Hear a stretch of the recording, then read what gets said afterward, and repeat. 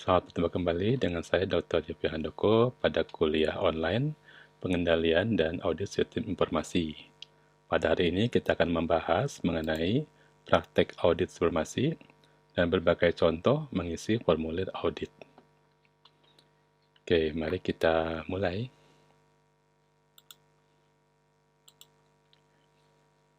Di sini kita melihat yang namanya audit informasi atau juga disebut audit teknologi informasi, sama saja ya. Itu merupakan proses sebetulnya pengumpulan bukti, lalu bukti tersebut dievaluasi. Di sini diberikan 5 contoh apa saja yang dievaluasi. Yang paling sering adalah proteksi aset. Kemudian mengevaluasi integritas dan kesediaan data dan sistem, apakah datanya sudah link, apakah setiap proses itu sudah terkait datanya, apakah setiap proses itu datanya sudah selalu diperbaiki, bagaimana integritas antara data yang ada di bagian bawah dengan di bagian atas, dan bagaimana proses sharingnya. Kemudian yang ketiga adalah informasi yang relevan dan handal, yang efektif untuk mendukung objek bisnis dengan result yang efisien. Sumber daya apa yang digunakan, kemudian informasi apa yang sesuai dibutuhkan dari proses tersebut. Ini termasuk kepada mengevaluasi value delivery dari hulu sampai ke hilir.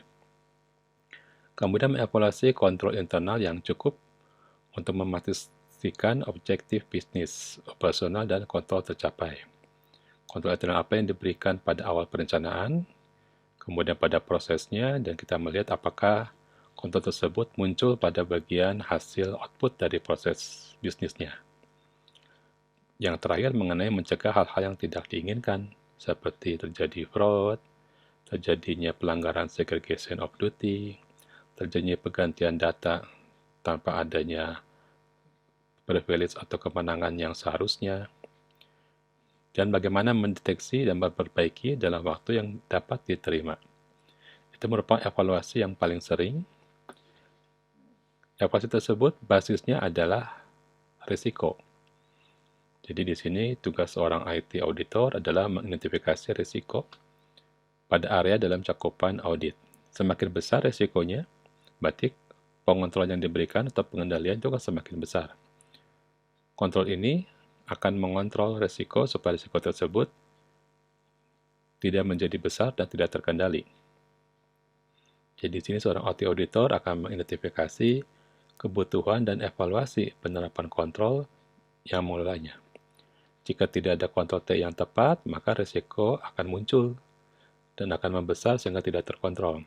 Nah, risiko yang sudah menjadi risiko yang dikuasai atau dapat dikendalikan kita sebut dengan risk appetite, atau dalam bahasa audit disebut dengan risiko audit. Di sini seorang auditor harus bisa memahami subjek auditnya itu apa dengan benar, sehingga proses pengevaluasian dari kontrol akan menjadi lebih jelas. Berikut adalah kompetensi standar untuk auditor TI. Di sini ada 5 domain. Domain yang paling besar itu biasanya ada protection of information asset, seperti tadi sudah dijelaskan. Kelima domain ini, yang lainnya adalah mengenai proses dari audit sistem informasi, itu 14%, tata kelola dan manajemen dari IT 14%, tata kelola berarti mengelola sistem, manajemen berarti mengelola manusianya. Kemudian implementation system acquisition and development and implementation, bagaimana memperoleh data. Kemudian information system operation, maintenance and support, bagaimana membuat operasi tetap berjalan dan memberikan layanan sesuai dengan service level agreement-nya. Di sini kita lihat ada logo dari CISA, Certified Information System Auditor. 5 domain ini kalau di dalam COVID itu menjadi 4 domain. Planning and Organization, PO, kemudian DS, Design Support, ada juga AI, Acquisition Information, dan ME. Ini kita lihat itu domainnya. Tapi di dalam CISA itu ada 5 domain. Risiko apa yang ada di dalam satu proses audit? Jadi di sini kita lihat audit risk atau risiko yang diakibatkan audit informasi tidak akurat dalam memberikan judgment terkait area yang diaudit. Ini adalah terdiri dari inherent risk, ini risiko yang melekat atau yang terbawa di dalam sistem, kemungkinan terjadi significant loss pada sesuatu tanpa mempertimbangkan adanya penerapan kontrol inherent risk. Sedang kontrol risk adalah setelah diberikan suatu kontrol, kemudian risiko apa yang masih ada setelah diberikan kontrol. Kontrol itu juga bisa terjadi karena kontrol yang tidak efektif atau kontrol yang sudah maksimum, yang tidak dapat lagi ditambahkan. Sedangkan detection risk ini adalah risiko di mana sebuah kesalahan pada area yang diaudit tidak terdeteksi oleh auditor. Mengapa tidak terdeteksi? Ya karena instrumentasinya mungkin tidak cukup atau implementasinya tidak akurat, tidak lengkap. Misalkan pengukuran dari jumlah yang cukup banyak, jumlah transaksi yang sangat banyak, maka untuk mengukurnya kita membutuhkan waktu yang lebih lama kalau ingin detail. Tidak ada instrumentasi yang bisa mengukur dengan jumlah yang terlalu banyak. Sehingga tentu saja ada risiko yang harus kita ambil, yaitu mengukurnya dalam waktu yang dibatasi. Dengan risiko pasti ada risiko yang hilang, karena kita tidak gunakan instrumentasi pada waktu yang sesuai, hanya waktu yang lebih pendek. Itu biasanya yang terjadi pada detection risk. Tapi ketiga risiko ini merupakan ketiga risiko yang sudah diantisipasi atau memang sudah diyakini oleh seorang auditor bahwa instrumentasi risiko tersebut tidak bisa diapakan lagi. Yang sudah sesuai dengan piagam auditor atau audit charter ya. Ada juga residual risk, risiko-risiko yang tersisa dari inherent risk dan control risk, yang memang merupakan risiko yang tidak dapat diapakan. Jadi itulah yang kita sebut residual risk tadi. Sedangkan kontrol internal yang diberikan pada suatu proses, di sini kita batasi menjadi 3. Pada sebelum perkuliahan kita pada ceritakan kontrolnya ada beberapa, pada data, pada maintenance, kemudian pada outsourcing juga ada. Tapi di sini kita batasi menjadi 3 kategori, yaitu kontrol untuk mencegah, preventif, terjadinya suatu kesalahan dan kelalaian, kontrol detektif, untuk mengidentifikasi suatu kejadian yang kesalahan yang terjadi dan memerlukan alat ukur tertentu, corrective control, kontrol digunakan untuk memperbaiki hal-hal yang berjalan tidak sesuai. Jadi kontrol internal kita bagi menjadi 3. Sebagai contoh kita lihat di sini ada business control. Kita lihat di sini ada 2 business control. Di antara business control ini ada satu IT control.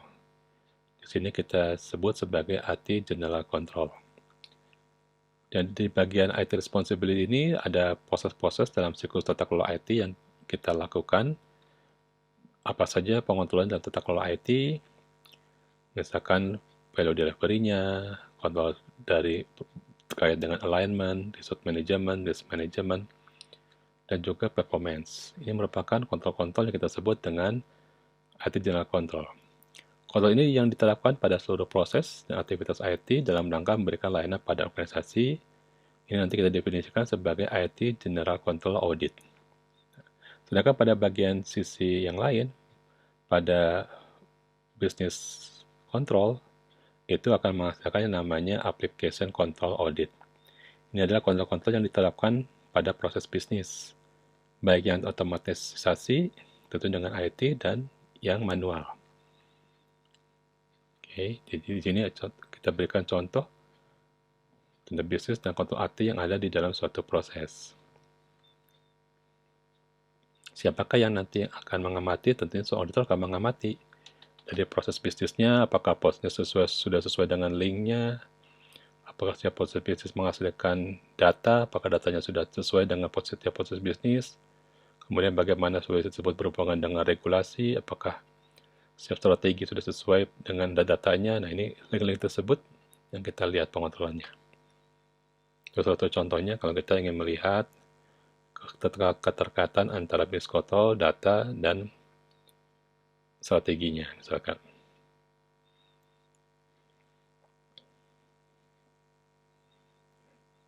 Jadi di sini ada 2 ya, ada IT General Control dan Application Control. Itu yang kita berikan contoh di sini. Post audit seperti yang diberikan pada perkuliahan sebelumnya, isinya pada dasarnya adalah perencanaan atau planning, pelaksanaan audit di lapangan, pelaporan, dan melakukan follow-up. Apakah hasil dari rekomendasi sudah dilakukan atau dilakukan perbaikan.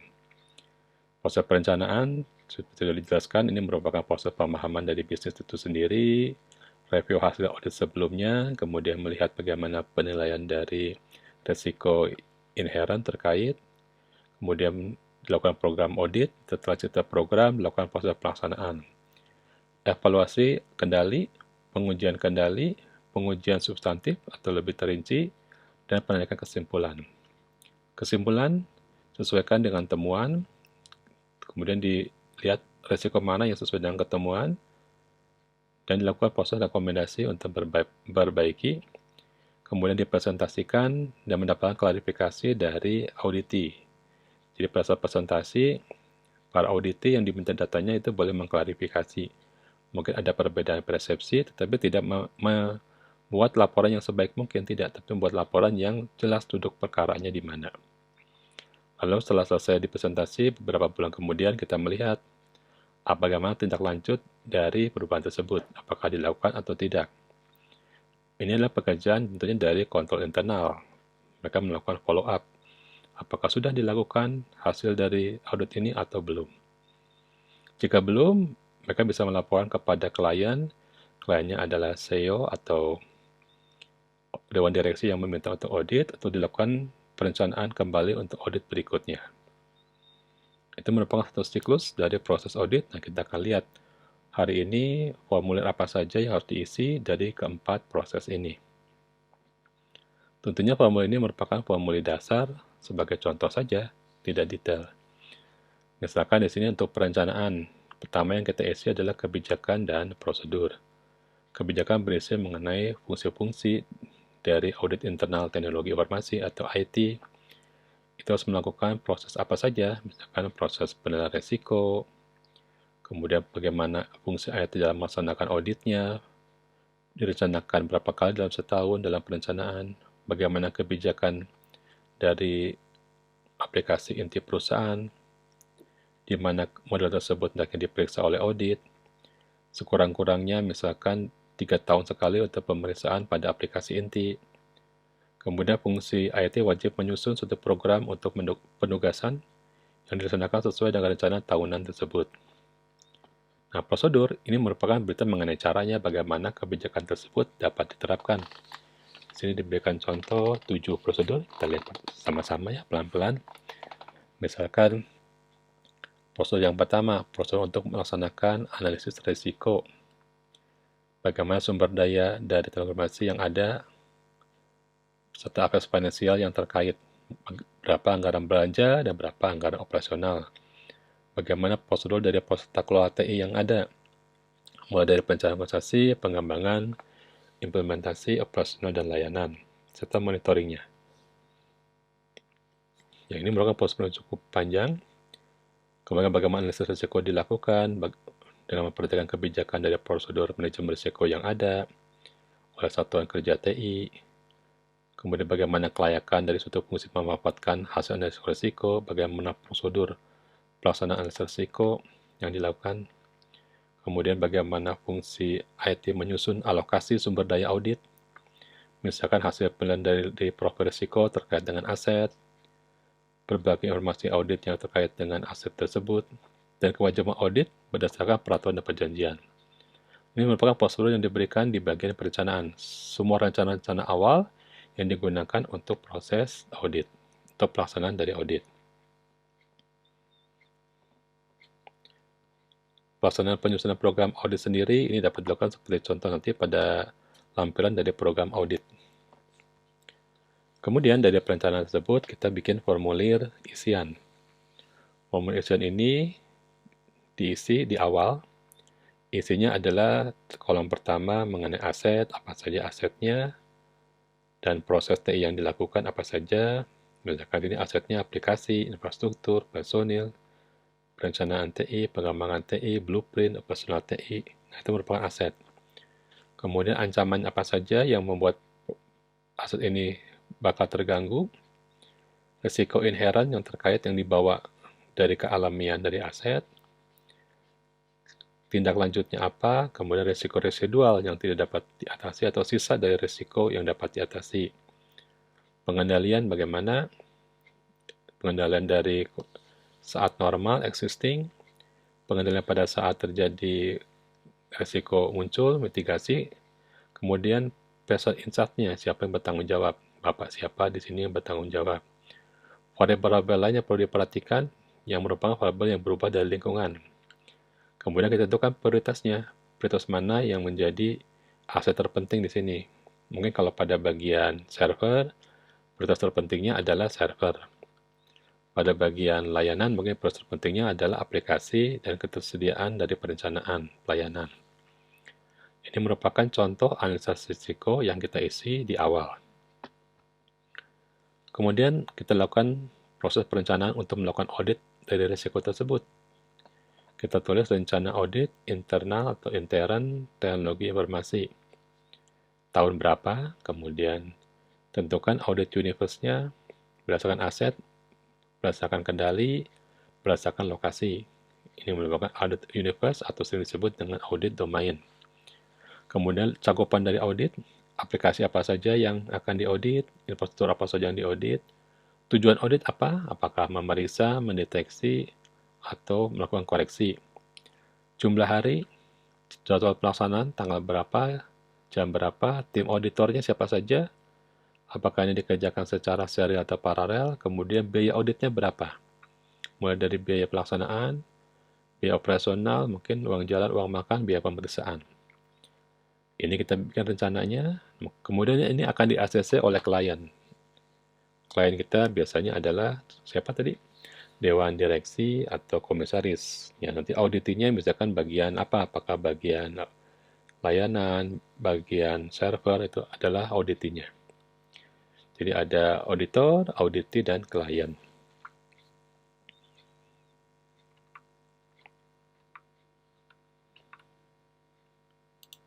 Rencana ini merupakan contoh dasar, jadi bisa saja rencana itu berbeda-beda, tetapi pada isinya dasarnya ini merupakan kolom yang biasa diisi pada awal kita melakukan proses audit sistem informasi.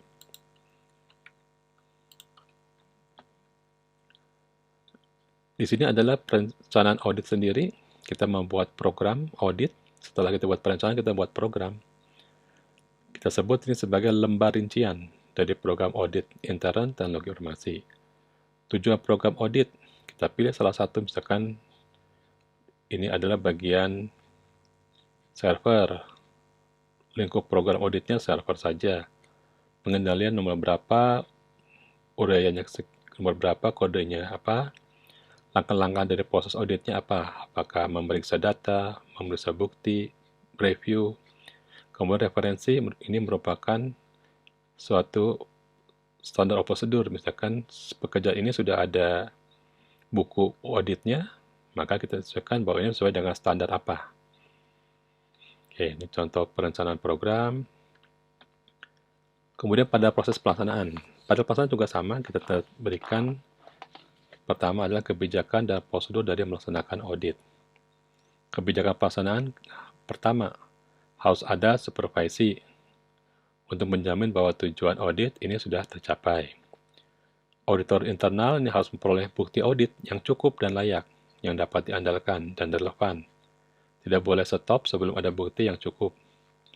Bukti itu seharusnya lengkap. Kemudian fungsi yang kemudian adalah mendokumentasikan seluruh proses audit, mencatat, membuat foto, kemudian memberikan fotokopi atau salinan dari beberapa data atau mengkeprint, mendokumentasikan semua proses tersebut dengan memperhatikan aspek rahasia. Jangan sampai dari semua temuan itu ada bagian-bagian yang memang tidak boleh dipublikasi kepada yang tidak diaudit. Jadi selain auditi, tidak boleh mengetahui, walaupun dalam suatu perusahaan, departemen lain tidak boleh mengetahui dokumentasi yang memang mereka tidak perlu tahu. Kemudian lengkap dan ketersediaan pada saat nanti dilakukan proses. Jangan sampai pada saat auditor datang, ternyata auditnya tidak siap, sehingga tidak ada data yang diberikan. Bahkan berkali-kali datang, data belum juga siap. Maka kita pastikan dokumentasi apa yang diminta oleh seorang auditor sehingga auditi bisa mempersiapkan sebelum kedatangan.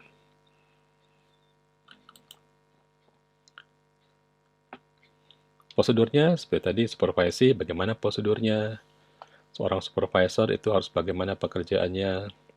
Misalkan tidak terdapat prosedur audit yang terkait dengan risiko dan TI yang materialnya belum dilaksanakan oleh auditor internal. Jadi, jika ada prosedur yang belum dikerjakan, tentunya tidak perlu kita melakukan audit. Audit hanya pada proses-proses yang memang sudah disetujui pada piagam audit. Seluruh dokumentasi pelaksanaan perlu diaudit, kertas kerja audit, serta bukti-bukti audit yang diperoleh, yaitu pekerjaannya. Kemudian, kendala dan hambatan teknis dan non-teknis, ini harus mendapat persetujuan untuk penugasan dan dapat segera ditindaklanjuti. Auditor internal, ini harus memperoleh bukti audit yang cukup dan layak, mencakup prosedur audit yang telah dilaksanakan dan temuan dan kesimpulan. Prosedurnya bagaimana? Tentunya prosedurnya harus sesuai dengan metodenya. Misalkan di sini dalam pelaksanaan prosedur audit, berbagai bukti yang diperoleh di dalam kertas kerja ini harus disusun dengan lengkap, rapi, terstruktur, memiliki indeks, mudah dipahami dan digunakan. Jangan buat temuan yang masih acak. Dirapikan dulu supaya dalam pelaksanaan ulang kegiatan ini mudah sekali bagi seorang auditor untuk memperoleh kesimpulan yang sama. Kertas kerja dapat digunakan seperti pada lampiran nanti pada formulir kertas kerja.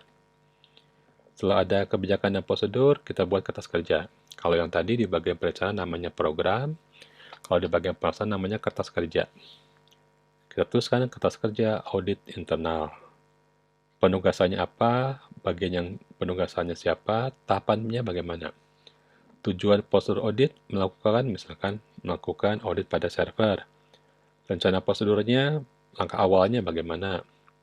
Pelaksanaannya berapa hari, kemudian hasil dari prosedur audit bagaimana, indeks dari kertas kerja auditnya bagaimana. Kemudian disimpulkan, ya kira-kira di sini gambarnya satu slide, mungkin ini bisa jadi beberapa lembar. Kemudian kita simpulkan. Sekarang setelah semuanya terkumpul, kita masuk ke tahapan berikutnya yaitu pelaporan. Sama pada bagian pelaporan audit juga diberikan kebijakan dan prosedur. Kebijakan jika kita belum tahu mungkin apa kebijakannya kita bisa lihat dari panduan audit. Misalkan panduan dari CISA itu ada kebijakan dan prosedurnya, kita bisa ditiru dan kita bisa terjemahkan. Kebijakan dari pelaporan, misalkan setiap pelaporan atau setiap penugasan yang telah selesai dilaksanakan ini disampaikan kepada pihak-pihak yang sesuai, yang terkait dari penugasan tersebut. Jangan melaporkan ke sembarang orang. Bahkan manajer yang tidak terkait pun tidak boleh menerima laporan. Kepada siapa dilaporkannya? Tentu kepada panitia audit dan nanti diklarifikasi oleh auditi. Kebijakan penyusunan dan persetujuan serta distribusi dan retensi berbagai laporan. Kita harus lihat apakah laporan tersebut sudah tidak update lagi mungkin. Retensinya sudah harus diganti, sudah habis, harus berikan data yang terbaru. Jadi kalau misalkan kita mengaudit berkali-kali, jangan menggunakan data lama. Jadi kalau auditornya sama, kita audit, usahakan menggunakan data yang baru, yang aktual.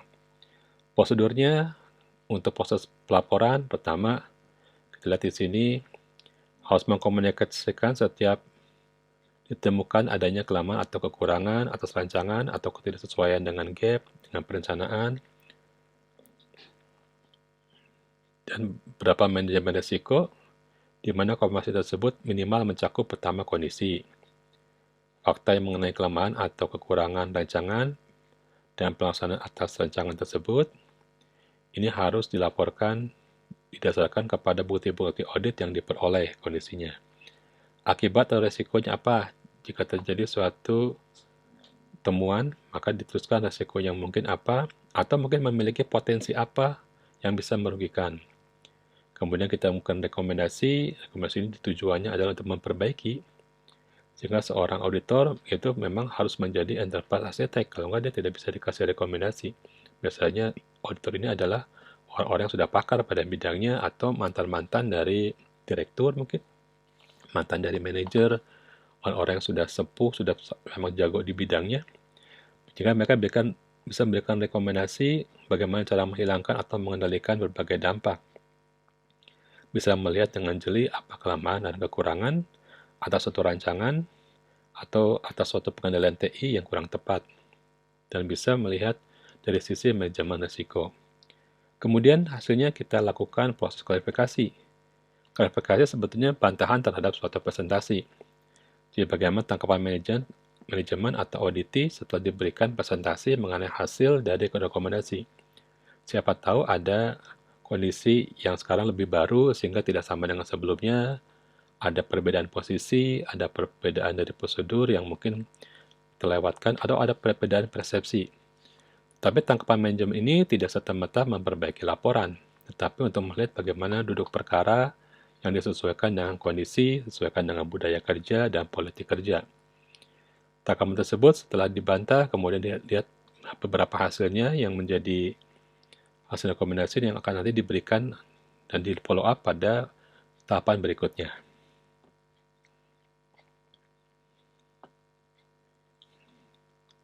Ini prosedur untuk bentuk komunikasi dan temuan. Kemudian nanti ada lembar temuan pemeriksaan. Kemudian bagian ketiga menyampaikan suatu laporan audit kepada komite audit atau panitia audit dan direksi yang merupakan klien dari proses audit ini. Jadi siapa yang meminta audit ini, mereka menjadi klien kita laporkan kepada komite audit. Kalau di internal, maka kliennya adalah komite audit dan direksi. Oke, kalau audit eksternal, kliennya itu adalah yang lebih tinggi, mungkin adalah CEO atau COO. Laporan minimal mencakup pertama, identitas organisasi, pihak-pihak yang berhak menerima, pembatasan distribusi dan sirkulasi laporan tersebut, tujuan, aspek dan periode yang dicakup, serta sifat, waktu, dan kedalaman audit. Ini merupakan spektrum dari audit. Kemudian hasil audit internal, apa saja temuannya, kesimpulan dan rekomendasi, serta jika ada pengecualian dan pembatasan terkait dengan lingkup audit yang sudah disampaikan dari bantahan atau klarifikasi dengan auditi. Kemudian bagaimana tanggapan yang komentar resmi tadi dari laporan audit tersebut dari pihak-pihak yang dilakukan proses audit. Di sini semua tanggapan dan komentar dari auditi diberikan pada kolom tanggapan. Tanggal pelaporan kapan, nama dan jabatan kemudian ditantangani baik tanda tangan oleh ketua tim audit maupun oleh kepala dari audit internal ini, dari orang yang di auditnya. Ringkasan eksekutif diberikan merupakan ringkasan dari laporan audit, khususnya mengenai hal-hal yang menurut auditor cukup material dan signifikan dan perlu ditindaklanjuti dan diperhatikan oleh pihak-pihak yang bertanggung jawab.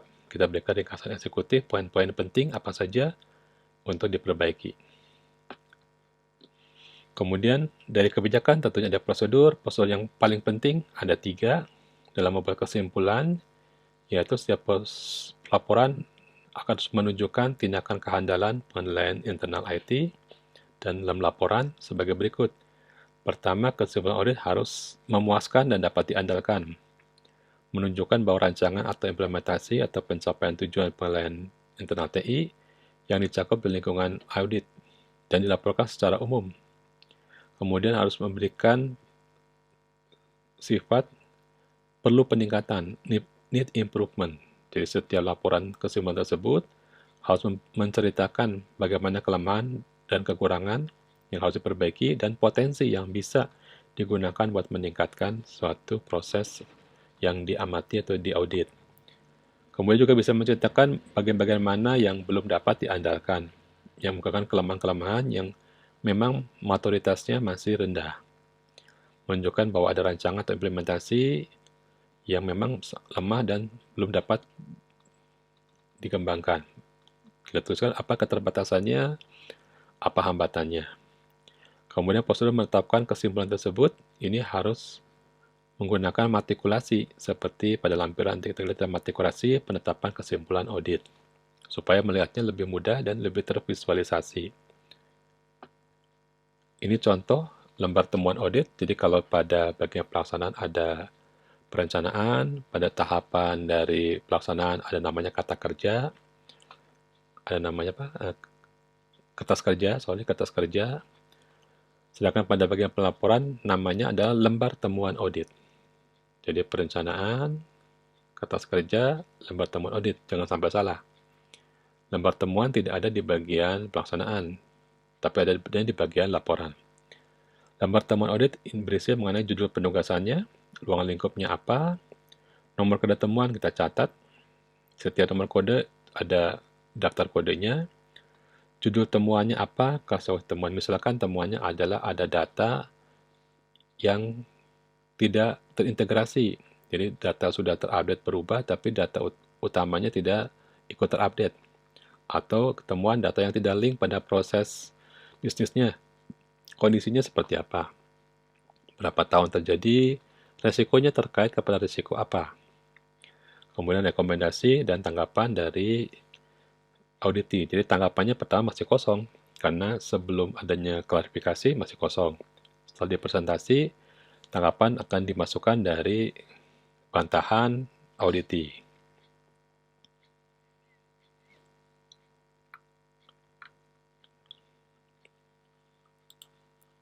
Ya, terkadang istilah bantahan itu tidak enak, tapi biasanya setelah diklarifikasi, beberapa auditor menggunakan istilah bantahan. Daripada ada juga yang menggunakan istilah tanggapan. Tapi di sini sama saja, itu merupakan hasil setelah suatu hasil audit dipresentasikan. Ya, ini kalau misalkan auditornya masih muda-muda, kemudian yang auditinya sudah pada senior, mungkin mereka bingung gimana cara membatahnya. Sehingga banyak sekali auditor muda-muda yang punya gelar CISA, itu pada saat bagian ini, mereka agak ketakutan karena yang membatahnya lebih pengalaman dan lebih senior. Tapi sekali lagi, proses audit itu adalah untuk saling belajar. Di sini auditor juga belajar apa saja yang harus mereka sesuaikan karena kondisi lapangan, dan juga audit juga belajar bagaimana melihat titik lemahnya. Ada ilmu yang baik untuk mempelajari kondisi ini namanya IT landscape. Jadi kita melihat bagaimana kondisi penerapan yang berubah secara dinamik. Itu adalah ilmu yang baik untuk bagi dosen-dosen atau bagi auditor muda.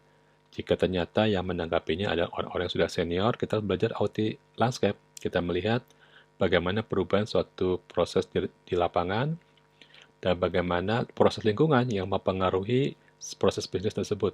Kita tidak bisa untuk kemungkinan suatu proses bisnis itu dipengaruhi oleh lingkungannya. Bagaimana skill-skill yang harus diperlukan mungkin. Ada beberapa skill yang memang harus di-training kembali sehingga suatu proses tersebut sesuai dengan perencanaan awal. Ini merupakan matriks penetapan kesimpulan audit TI. Intinya diberikan warna. Jadi warna hijau itu yang dapat diandalkan. Sudah baik maksudnya satisfactory dan dapat diteruskan lagi. Yang warna kuning ini perlu peningkatan.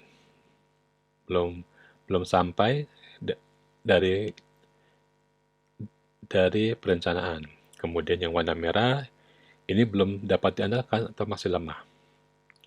Kita lihat di sini. Sebentar. Mouse-nya hilang sebentar ya. Nah, ini. Jadi di sini ada kesimpulan tahapan evaluasi kendali. Kesimpulan tahapan pengujian kendali. Kesimpulan tahapan pengujian terinci. Kesimpulan audit. Evaluasi kendali ini pada perencanaan. Pengujian ini terjadi pada saat kita pelaksanaan. Pengujian lebih terinci ini adalah KPI-nya atau Key Performance Indicator-nya. Seberapa terinci tahapannya. Kemudian kita berikan kesimpulan. Misalkan di sini auditor dapat menyimpulkan bahwa pengendalian internal dari TI dapat diandalkan karena semuanya sudah hijau semua ini. Tapi karena pada saat dilakukan proses terperinci, ternyata hasilnya perlu ditingkatkan kuning. Berarti auditor dapat menyimpulkan bahwa pengendalian internal dapat diandalkan, ya karena hijaunya lebih banyak. Tapi di sini pada saat pengujian terperinci warnanya merah. Berarti auditor dapat menyimpulkan bahwa pengendalian internal perlu peningkatan atau need improvement. Ya, kalau kita bagi rata-rata, hijau-hijau tambah merah, tengah-tengahnya adalah kuning. Kalau di bagian kendali sudah baik, tapi di bagian pelaksanaan pengujian kendali ini perlu ditingkatkan, tapi terperinci ternyata untuk hal tertentu sudah baik, maka auditor dapat menyimpulkan pengendalian internal TI dapat diandalkan. Bagaimana jika kuningnya pada pengujian kendali dan pada pengujian terinci? Berarti sebagian besar adalah kuning. Dapat menyimpulkan pengendalian internal ini perlu peningkatan atau need improvement. Bagaimana jika hijau, kuning, merah? Karena merah lebih dominan pada proses pengujian terperinci, ini kita katakan bahwa auditor dapat menyimpulkan bahwa pengendalian internal ini belum dapat diandalkan. Bagaimana jika merahnya berpindah ke bagian yang terkendali, seperti di bawah ini?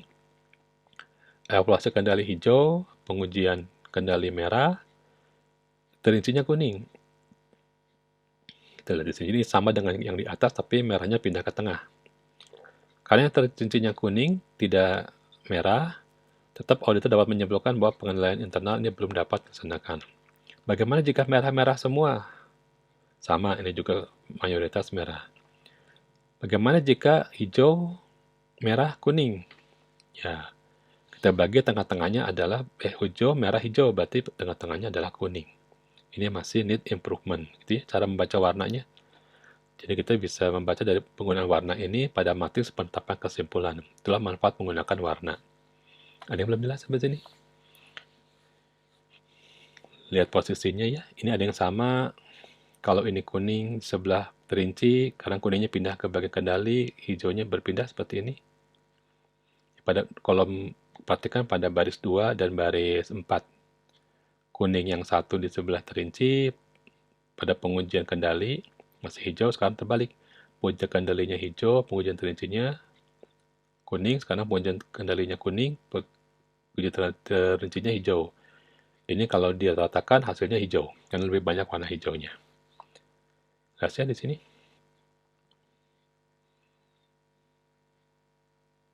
Coba lihat. Anggaplah ini angka hijau 3, kuning 2, merah 1.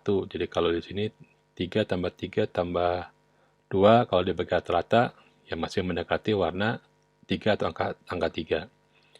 3 tambah 3, 6, ditambah 1, ini 7, dibagi 3, lebih banyak mendekati nilai 2. Kalau ini 3, hijau 3, kuning 2, hijau 3, berarti ini 8. Dibagi 3 lebih mendekati nilai 3 di sini. Ini 3 ditambah 2 tambah 2 berarti 7, kalau dibagi 3 lebih mendekati nilai 2. Ya. Bisa digunakan angka untuk mencari warna apa yang muncul di sini. Jadi kesimpulan mudah, nah perinciannya itu kita detailkan. Kemudian setelah selesai melakukan proses audit, internal auditor itu akan melihat sesuai dengan kesepakatan pada piagam audit berapa lama proses perbaikan. Bagaimana follow up-nya. Jadi kebijakan untuk melakukan follow up di sini kita berikan bagaimana panduan kebijakannya, berapa lama dilakukan tindak lanjut, kemudian satuan kerja yang terkait itu siapa saja. Kemudian yang kedua, kebijakan dalam melaksanakan rekomendasi audit yang tadi, bagaimana memverifikasi perbaikan yang terjadi dan evaluasi tindak lanjut tersebut atau follow up tersebut. Prosedurnya kita sesuaikan, prosedur untuk melakukan follow up berupa prosedur pemantauan tindak lanjut, dan prosedur untuk melakukan verifikasi kelayakan apakah hasil follow up-nya sudah layak atau masih di bawah standar. Kita tuliskan secara detail prosedur untuk melakukan pemantauan mulai dari mencatat, kemudian melakukan evaluasi dan verifikasi, melihat bagian mana saja yang perlu ditindaklanjuti atau masih kurang dari proses pemantauan tersebut, dan apabila satuan kerja yang bertanggung jawab untuk menindaklanjuti temuan ini memutuskan untuk tidak melakukan tindak lanjut yang telah disepakati atau melanggar kesepakatan, maka auditor ini akan melihat apa risiko yang terjadi kalau tidak ditindaklanjuti.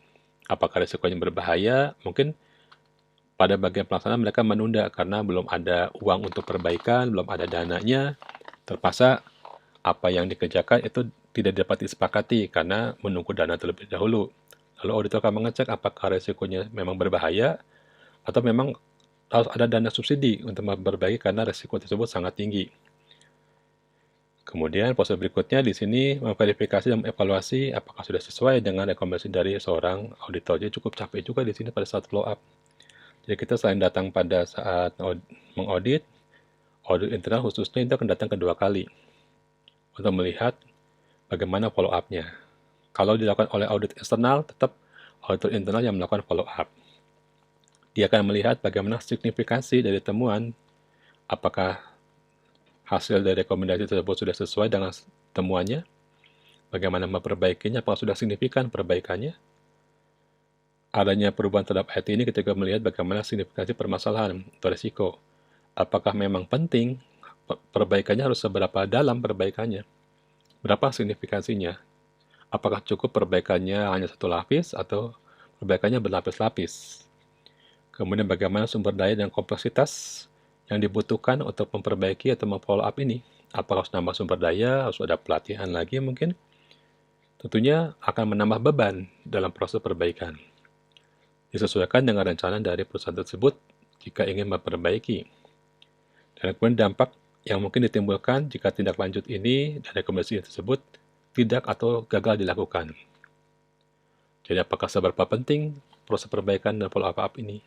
Jika memang tidak terlalu penting, ya follow up-nya tidak perlu dilakukan saja daripada membuang-buang dana. Tapi kalau memang sangat berbahaya, misalkan proses pencitraan sistem tersebut terhadap layanan kepada customer, jika seandainya kita tidak bisa memperbaiki, maka customer kita akan hilang. Ini ada masalah penting. Mau tidak mau, tidak boleh gagal. Dalam proses follow-up ini kita banyak berdiskusi dengan bahasa yang baik. Kita melihat bagaimana kemampuan atau kapasitas dari perusahaan untuk melakukan perbaikan. Kita tidak bisa tutup mata. Kita harus tahu kemampuannya apa, kapabilitasnya apa. Jangan sampai sebetulnya kapabilitasnya mampu, tapi tidak mau memperbaiki. Atau rekomendasinya terlalu tinggi, kapabilitasnya belum cukup untuk memperbaiki. Untuk melakukan kebijakan, biasanya kita ambil dari standar audit. Ini contoh standar dari CISA, standar dari penugasan, kita berikan lambang S, S-1. Ini adalah standarnya, referensinya, kita berikan lambang dengan S1.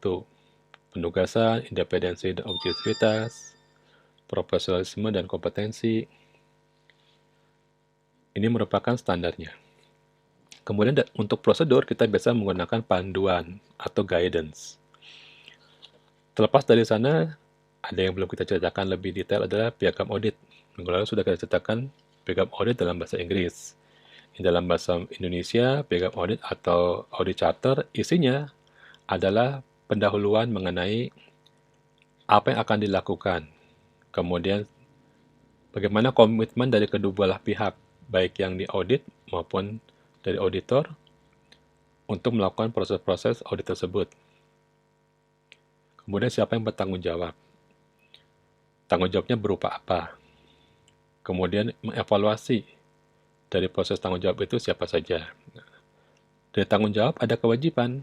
Apa yang harus dikerjakan oleh auditor, maupun data apa atau apa yang harus dipersiapkan oleh auditi. Ada kewajiban. Misalkan kewajiban untuk juga menjaga etika, kemudian kewajiban bahwa yang melakukan auditor harus punya kompetensi, tidak sembarangan, itu ada kewajiban.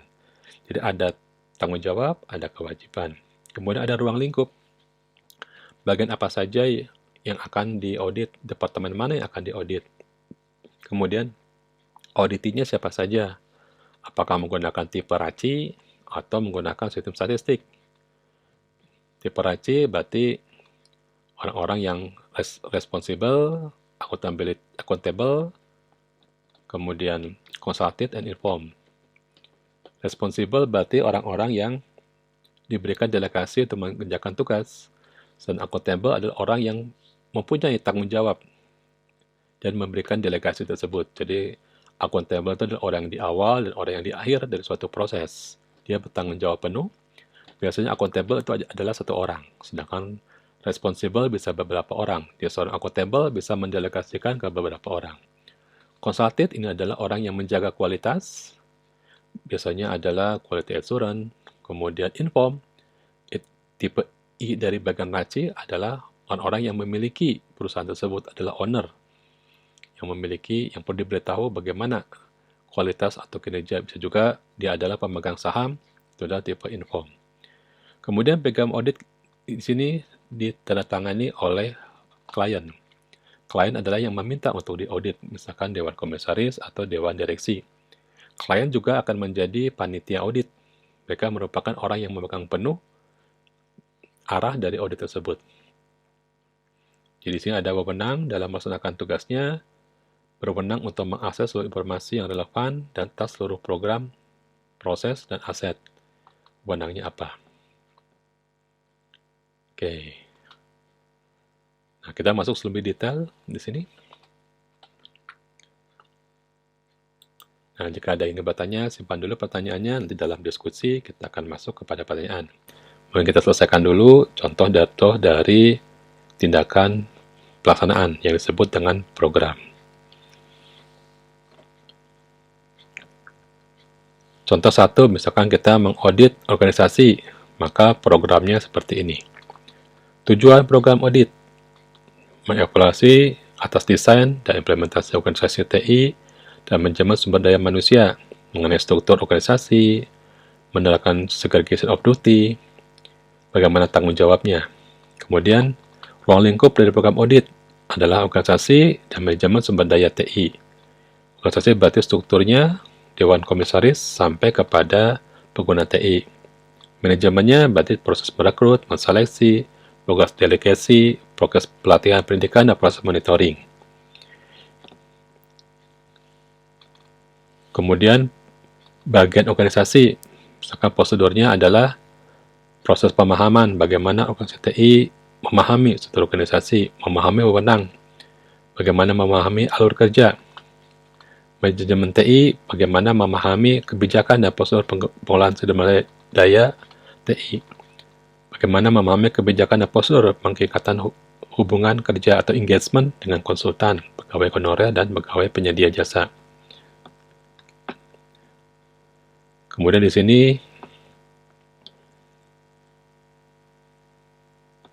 ada juga prosedur untuk proses pemahaman bagaimana struktur organisasi dan tugas pokok dari fungsi satuan kerja. Ya, banyak merupakan pemahaman prosedur auditnya, ingin mengecek bagaimana pemahaman dan tanggung jawab dari komisaris, kemudian bagaimana pemahaman alur kerja untuk satuan kerja yang terkait. Dari sisi pengendalian manajemen, kita ingin melihat bagaimana prosedur dari proses rekrutmen, mutasi. Nah, itu contoh dari audit atas organisasi TI. Kemudian bentuk evaluasi kendalinya. Jadi tadi program itu ada pada bagian perencanaan. Pada bagian pelaksanaan kita melihat yang namanya evaluasi kendali. Dari sisi organisasi TI, manajemen sumber daya TI, kita lakukan evaluasi kendali yang berupa untuk organisasi TI misalkan evaluasi kecukupan desain organisasi TI sesuai ketentuan yang berlaku. Pada manajemen SDM, kita mengevaluasi kecukupan desain kebijakan dan prosedur manajemen SDM sesuai ketentuan yang berlaku. Biasanya evaluasi kendali ini diberikan pada proses pelaksanaan. Kemudian ada yang namanya uji kendali. Ini lebih terperinci secara substantif. Uji kendali ini misalkan pada organisasi adalah apakah pihak-pihak berikut ini telah melaksanakan peranannya, benar tidak? Evaluasi, kemudian kita uji lebih detail. Kemudian pada SDM, misalkan uji kendalinya berupa berdasarkan sampel, uji apakah kebijakan dari prosedur SDM ini yang telah dilaksanakan. Apakah sesuai dengan prosedur yang diciptakan pada proses rekrutmen? Apakah penugas dan pengangkatan sudah sesuai mengikuti asas-asas keadilan dan kompetensi? Apakah pendidikan yang patut sudah dilakukan? Ini merupakan uji kendali. Diberikan contoh ini pada lampiran 1 dan kita akan lihat. Kemudian dari sana ada juga uji terinci. Uji terinci ini ingin melihat misalkan kalau pada sebelumnya pada uji kendali menguji Pertanyaannya adalah apakah sudah dilakukan atau sudah sesuai. Uji terinci ini lebih detail. Ini langsung kepada KPI-nya atau Key Performance Indicator-nya. Misalkan pada organisasi TI ingin dianalisis melalui matriks fungsi peranan Raci-Chat di antara pihak-pihak yang terkait dalam organisasi. Apakah terdapat peranan atau rangkap jabatan? Apakah peranan atau fungsi ini ada yang belum dialokasikan dengan tepat? Atau alokasi fungsi peranan secara tumpang tindih? Dikerjakannya itu ada orang yang mengerjakan serabutan? Benar tidak di sini? Apakah tipe R benar-benar mengerjakan responsible atau tipe A? Kadang-kadang ikutan menjadi tipe R. Jadi orang yang punya tanggung jawab, dia juga yang bekerja. Tidak mendelegasikan, dia menjadi tipe R. Apakah ada orang yang mempunyai tipe R dan A sekaligus di sini? Atau ada quality control juga yang menjadi tipe R. Jadi dia mengkontrol juga dan dia juga yang mengerjakannya tidak diperbolehkan. Dia yang mengerjakan tapi juga dia yang mengatur kualitas. Itu tidak diperbolehkan, harus terpisah orangnya. Intinya apakah ada segregation of duty dilakukan dalam suatu proses organisasi. Kemudian pada manajemen SDM berdasarkan sampel uji, apakah terdapat SDM TI yang proses rekrutmen dan seleksinya tidak sesuai dengan kebijakan. Ini uji lebih terinci siapa saja prosesnya dan mengapa. Kelengkapan penugasan, ini biasanya uji terinci ini kita lakukan di lapangan. Jadi kalau uji evaluasi kendali kita lakukan pada pelaksanaan, melihat prosedur, melihat bukti. Kalau di sini kita melakukan proses wawancara. Pada uji terinci kita lakukan proses wawancara, melihat data yang lebih lengkap. Contoh laporan 2 ini adalah evaluasi kendali dari organisasi TI. Bentuknya seperti ini. Evaluasi kendali jawaban cuma iya atau tidak.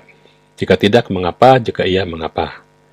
Misalkan, evaluasi bertanya mengenai apakah tanggung jawab Dewan Komisaris sudah mencapai hal-hal sebagai berikut, jawabannya iya atau tidak. Ini adalah evaluasi kendali.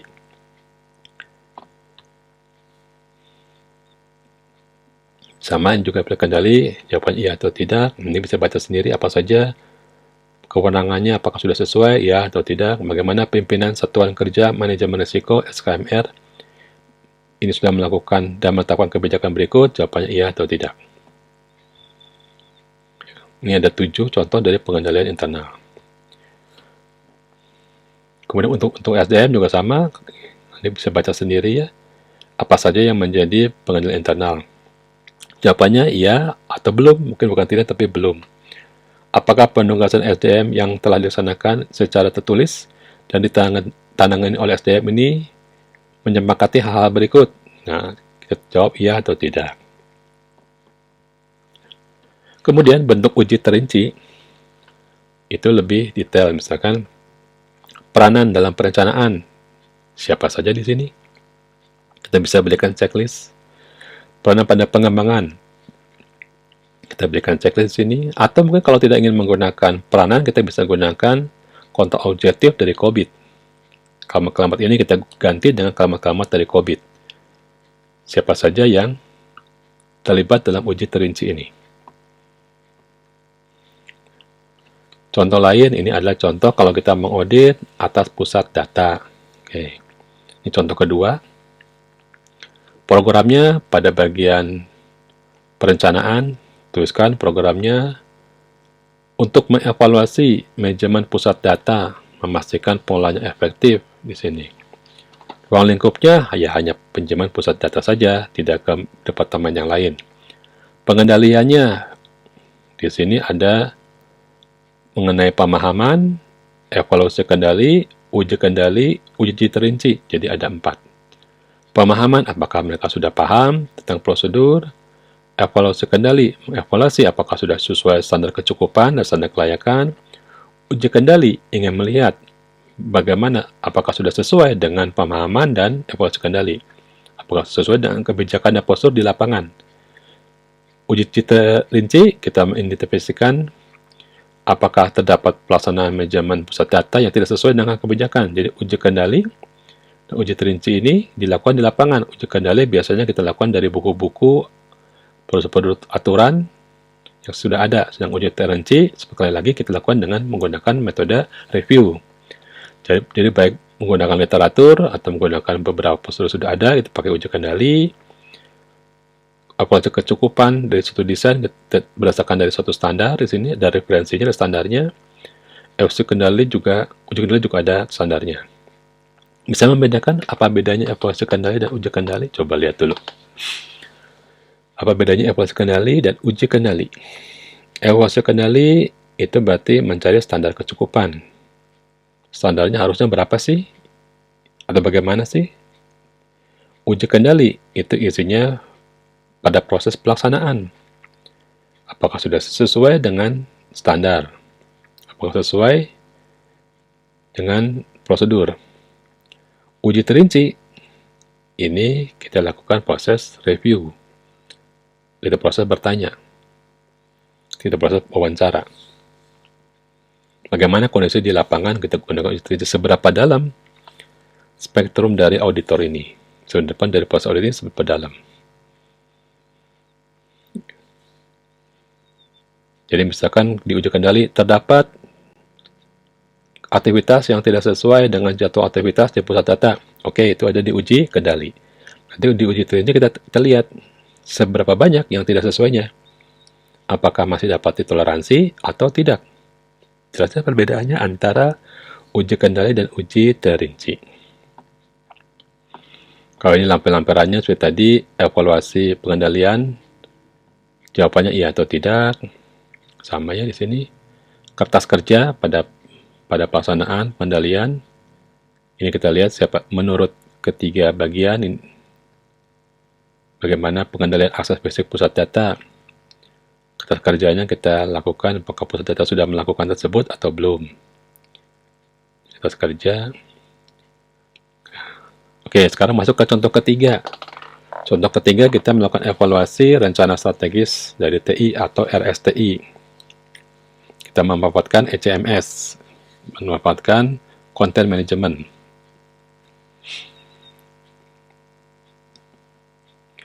Program auditnya, apakah aplikasi sudah operasional? Narasumbernya kita tuliskan siapa saja. Evaluasi kendalinya, evaluasi penguji kendali, dan evidence. Ini bentuknya, kalau yang tadi adalah banyak ke bawah, portfolio, yang ini bentuknya landscape. Bentuk prosesnya adalah landscape. Pembuatan formulir auditnya landscape. Kemudian narasumbernya kita tuliskan, evaluasi kendalinya, apa tadi evaluasi kendali isinya? Ya, apakah sesuai dengan kebijakan? Pengujian, bagaimana tadi standar dari kecukupannya? Eviden, ini adalah bukti-bukti yang ada, atau kita sebut dengan uji terinci evidennya, yang ada di lapangan. Referensinya mengikuti aturan buku dari Rencana Strategis TI versi 53. Contoh keempat, ini adalah kita mengaudit database Oracle. Misalkan kita ingin mengaudit pas manajemennya, kemudian security manajemennya, ya pada intinya prosesnya sama. Contoh kelima di sini adalah mengaudit Microsoft Exchange Server 2010. Dokumen dari konfigurasi diceritakan proses-prosesnya bagaimana, nanti kita tentukan. Coba belajar sendiri bagaimana menentukan evaluasi kendali, kemudian uji kendali dan uji terinci dari hasil dokumentasi konfigurasi ini. Itulah keunikan terseninya kita membuat, menjabarkan dari suatu proses bagaimana evaluasi kendali, dan uji terinci. Demikian kuliah ini.